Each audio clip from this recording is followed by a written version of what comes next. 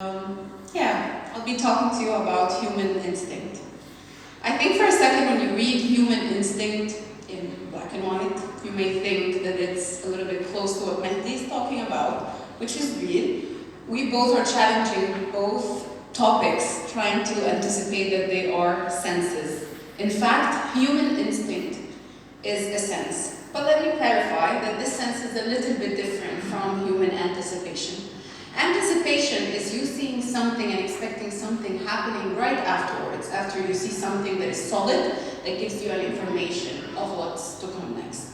However, human instinct is that time when you were little and your mom comes to you and tells you, by the way, that friend of yours, I really don't like him or her. And then years later, you suddenly find out that, oh my God, my mom was right. That's exactly the human instinct in its simplest form. Human instinct is also something that you see when people look at something and have a bad feeling. Maybe they see something and think, oh, that's a trigger, that's a sign from the universe or from God. That sign is telling me this something is good, this something is bad. But now you will ask me, Inji, how is that related anyways to design? Okay. And moreover, to theories. Well, I'm a person who's always been interested in theories. I love them, I dig them, I love to read about them. And eventually, I was the happiest person only when I was in university to know that design has a theoretical side. But again, how is that related to human instinct? Definitely you're asking yourselves. Well, human instinct is something that theorists since ages has looked into very deeply.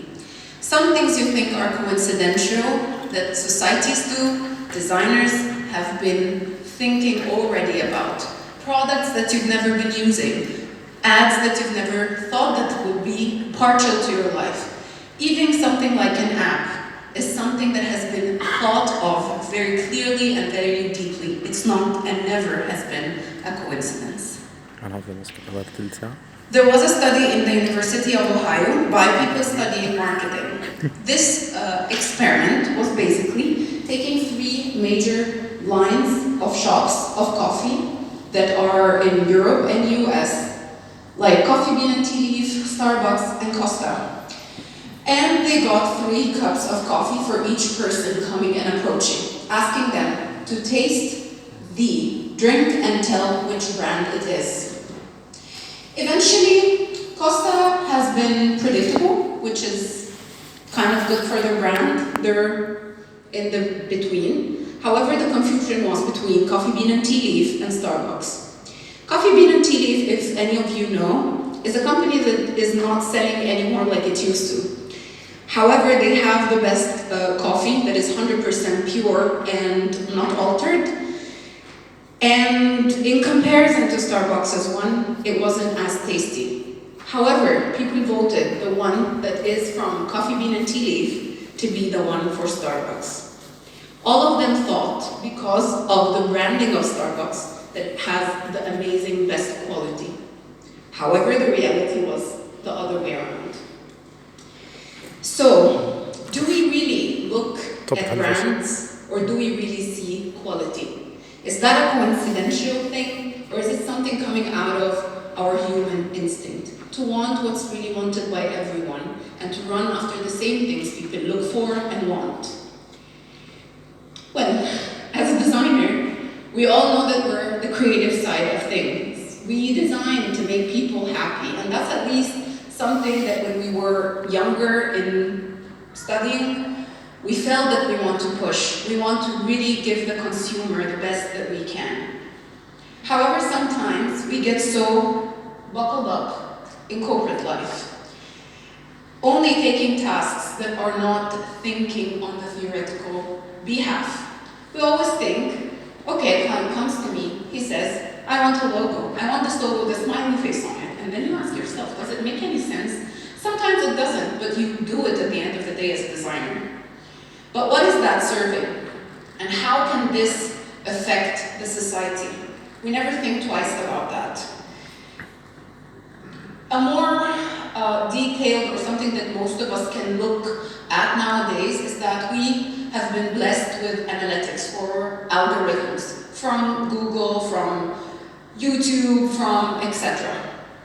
Those analytics could be a sword of two sides. Why? They tell you everything about the target group. They give you exactly this target group in a nutshell, what they expect to see. If you're a good designer, you're going to design something with notifications. Maybe you're going to bore the person with 10,000 notifications until they block you out of their system. Which again is sometimes a good thing, successful. Your app has been uploaded, it's been sending notifications, people downloaded it. However, how is that affecting the brain of my user? Do I think about that? Do I really think twice about it? Do I really relate what I've studied regarding human psychology and anticipation and instinct and try to apply things to it or not?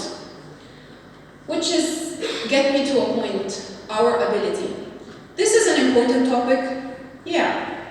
However, how many times do we ask ourselves that question, truly? If we think about the last design we did with passion, most probably it was in university, or right now when we're doing our master's degree. However, when was that lastly done in corporate life, when we had a client? The motive behind everything we do is really, really important, and that's kind of our responsibility as designers as well. Well, those are a set of theories I've loved, enjoyed reading about, books and books. Maybe if any of you loved theory in design or media or mass communication, you've been interested in any of them, I'd really urge you to take a screenshot and look into them maybe, because they really are amazing. The usage of them was as well amazing. I'll take examples of some of them. The two-step flow theory is one of the oldest ones to communicate to or market to the user. It's when you see an ad and you see a person wearing a doctor's jacket. Actually, that's called a two-step flow. Or when you see an influencer of sort. An influencer like a famous writer, a famous singer, in an ad that has nothing to do with the product itself. That's the two-step flow. Choosing a person to commercialize a product to the audience, that person people trust. Or at least make someone look more trustworthy so that we can sell them this product. Another one is the social penetration theory, which actually advises the designer to look at societies and humans as onions with peels. The more you can penetrate inside the onion, the better you get the product and brand stuck to their minds. More and more of these theories. But, again, what's the importance? How is this really important to us to learn? I really am one of the people who like to look through history and like to reflect on what happens in it. And part of those historical moments was three things I've read in books when I was studying design back doing my bachelor. It's Walter Lippmann introducing the term Cold War in 1922, way before Cold War actually happened. It was a theory.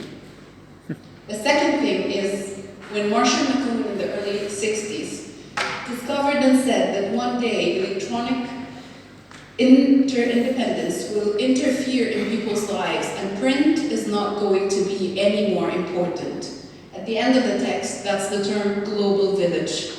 Most of us remember actually the term global village when we were young, when computers were introduced to our lives, our families in particular. The internet connection that we used to connect, taking the phone cable out and putting it in the computer. Do you think that was a coincidence of behavior or something actually pushed through media or something really pushed by people who really thought about it deeply? And lastly, where Bernard Cohen said that the time in telling people what to think will end, but we're going to tell them what to think about. These three things really stopped me and shocked me at a point, not negatively necessarily, but it drew my attention to a certain thing.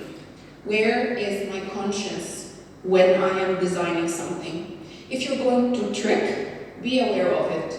Awareness is key. I'm today here trying to shed the light on it and trying to show you that human instinct is actually a powerful sense. If it wasn't, not that many theorists will think about it and try to really work around it. Are you bored yet? I actually hope not, but as you can see, I'm very passionate about the readings and terminologies, but I'm going to tell you a simple story. It's about when I first came here to Germany and I worked in the gaming industry. 2.5 years working in the gaming industry, I've seen every single theory I've talked about being applied. Annually, if any of you are gamers, you will know Gamescom, the big event that actually gets happening annually. People from all around the world come to it to see what those games are about. Dressing up in their favorite characters that sometimes they can't be in real life. We sell for them in the gaming industry the fantasy. We sell them chairs and we market them as thrones. We sell them joysticks and telling them this is how to control your own life. This got me really thinking, how come do I dress every day to go to work and make people go, kids that are young, seeing unexpectedly women dressed up in clothes that will never be realistic and having horns and having tails and having things to sell a product. However, by the last couple of months in my working experience, I kind of saw the awakening of society. Being a YouTuber myself, I've seen companies getting drawn to people who are like others. Why did YouTube grow suddenly? There is a reason behind that. People are sick of seeing things that are unrealistic. Our generation, and actually most obviously generations younger than us now, are like that. They don't get tricked easily. They know that those are tricks. That's why they look for reality. That's why they want to see this human that looks exactly like them, having problems like acne, obesity, things that they deal with, and how they deal with it. They take product recommendations. They don't anymore look at the ads. They usually have a button to skip them. This awakening really makes me think about our role. How can we stop not using this and abusing influencer marketing in a way that would take human instinct even in a more darker dungeon? I urge you now, from the day you go back to work, when you design, think about these theories. Try to apply them. I would even advise you to apply them when you talk to people or even in your lives, to organize it, to know how it is, and learn about human instinct a little bit more. Thank you.